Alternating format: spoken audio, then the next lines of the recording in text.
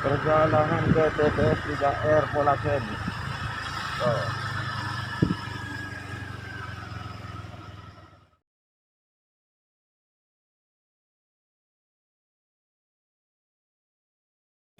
Satu, coba Mas dibuka Mak. Ini Mak dibuka Mak. Dia punya inovasi bagaimana di masa pandemi ini bisa bisa meminit pengeluaran Mas. Meminit pengeluaran. Contohnya seperti ini. Ini kita buat dari jungle jagung. Jungle jagung ini bisa menghasilkan, kita bisa budidaya dengan cara seperti ini. Dia bisa menghasilkan jamur 50.000 per hari. 50.000 per hari. Ini hasilnya. Jadi dia teman-teman Polakan ini bisa mengaplikasikan ke teman-teman yang lain, menurunkan ilmunya ke yang lain. Karena apa, di masa pandemi ini kan sudah satu, ekonomi sudah menurun, mencari nafkah pun juga sudah agak terhambat lah seperti itu. Jadi secara otomatis teman-teman mempunyai pemikiran biar belanja kita itu terbantu lah seperti itu, terbantu. Ini satu hari bisa panen 2 kali Mas. Jadi dalam satu hari pagi sore bisa panen. Kalau dalam pagi hari dia lebih lumayan, lebih banyak lah hasil dari tumbuhnya jamur itu. Nah, tapi kalau sore agak sedikit karena sudah dipanen paginya. Pagi itu kalau kita jual ke masyarakat itu 50.000. Cuman dalam ukuran 1 meter kali 4. 1 meter kali 4. Kapasitas cuman berapa sak jungle ini? 5 sak jungle. Ini sudah bisa menghasilkan. Mungkin ini sebagai alternatif untuk masyarakat biar biar pengeluaran dapur lah. Untuk pengeluaran dapur itu biar tidak terlalu membengkak. Jadi secara otomatis teman-teman bisa membudidayakan jamur jungle. Eman kalau dibuang jamur jungle-nya dari masyarakat, kalau bisa nanti belajar ke teman-teman TPS 3R Polaken untuk budidaya jamur jungle. Itu yang saya harapkan. Luar biasa, itu enak, mantap ini. Nah ini teman-teman juga ini membuat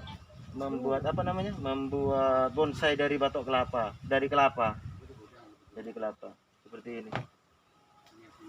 Di teman-teman yang lain sudah ada juga sebenarnya Mas, ada juga Mak. Ini kurang tutupnya ini. Kurang Kang Riana Kang. Dan ini dari limbah rumah tangga, limbah yang rumah tangga dibuang kita pergunakan kembali. Ini tujuan TPS 3R Mas. Nah ini greenhouse teman-teman TPS 3R. Ini semuanya dari bahan bekas, pagar juga dari bahan bekas, ini dari bahan bekas juga, ini dari, pokoknya semuanya dari barang bekas semua. Jadi tuh helm pun juga nih dibuat media tanam nih. Jadi memang tujuan TPS 3R itu mengedukasi masyarakat bagaimana berperilaku kepada lingkungannya. Jadi dia punya tanggung jawab kepada sampahnya sendiri. Karena sampahnya masyarakat ini sedikit-sedikit dibuang, sedikit-sedikit dibuang. Sebenarnya kalau bisa dimanfaatkan, ayo kita manfaatkan buat seperti ini juga. Sebenarnya ini untuk mengedukasi masyarakat loh. TPS 3R itu. Banyak mungkin ada dari masyarakat, ini udah barang mentahnya ini. Mungkin dari masyarakat membutuhkan pot sampah, pot dari daur ulang, dari ban, bisa menghubungi teman-teman TPS 3R yang ada di Polaken. Contohnya seperti ini, ini lagi seperti ini. Ini bagus nih. Ini kalau misalkan pot seperti yang kita beli di pasar-pasar itu cepat rusak, cepat pecah. Kalau yang ini meskipun bertahun-tahun tidak akan ganti potnya. Karena apa? Ini dari ban. Ini dibentur atau jatuh pun tidak mungkin rusak. Kalau misalkan minat masyarakat yang ada di Kota Sampang ataupun di lain kota, khususnya Jawa Timur lah, silakan menghubungi kami selaku petugas TPS 3R yang ada di Polaken. Kalau kita masuk di TPS 3R, mungkin masyarakat masih belum paham maksud dan tujuan daripada TPS 3R itu sendiri. Jadi TPS 3R itu mengolah sampah dari skala rumah tangga. Skala rumah tangga ini. Jadi kalau misalkan dari rumah tangga itu otomatis kan banyak sisa-sisa makanan, terus daun-daunan. Itu kita olah menjadi kompos seperti ini. Kita menjadi kompos seperti ini. Nah, seperti ini. Dan ini kompos yang sudah jadi. Kompos yang sudah jadi. Ciri-ciri kompos yang sudah jadi itu kalau diperas itu tidak mengeluarkan air. Ditium pun dia tidak berbau. Itu kompos yang sudah jadi, yang sudah bagus. Seperti itu. Nah, ini hasil dari daripada teman-teman.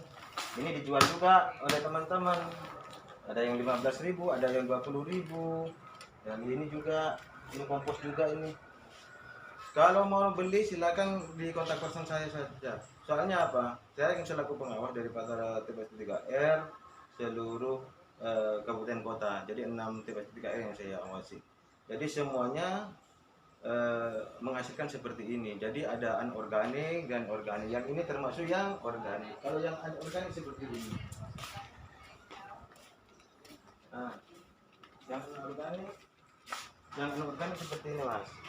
Seperti ini. Jadi kalau misalkan masih ada daya jual, kita jual seperti ini. Kalau misalkan masih bisa dimanfaatkan kembali, kita buat pot bunga, entah yang lain lah, yang bisa dimanfaatkan ke hal-hal yang lain.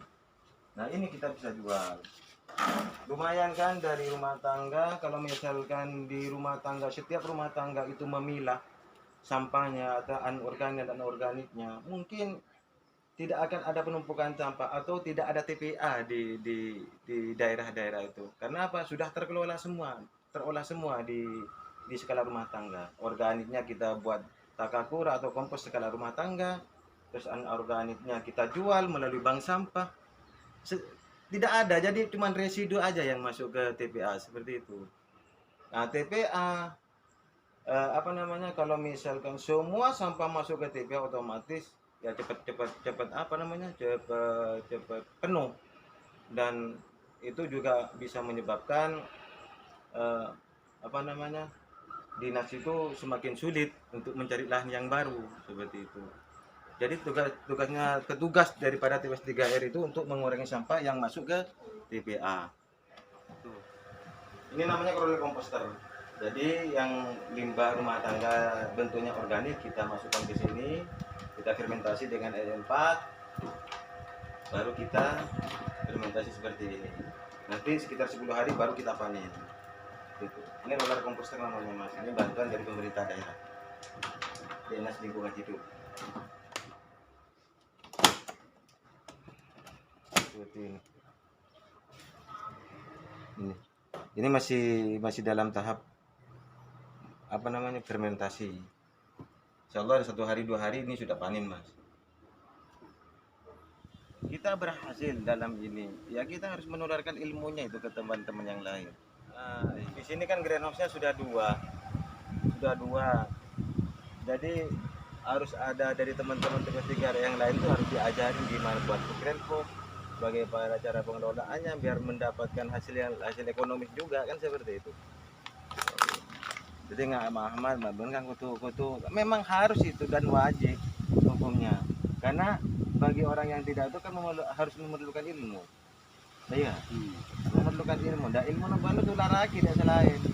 Memang harus seperti itu. Kalau tidak ditularkan buat apa kita punya ilmu? Iya. Ya kan? Iya. Di dalam agama pun juga mengatakan ilmu itu harus diaplikasikan atau dijalankan atau disalurkan. Itu namanya sedekah juga sih sebenarnya.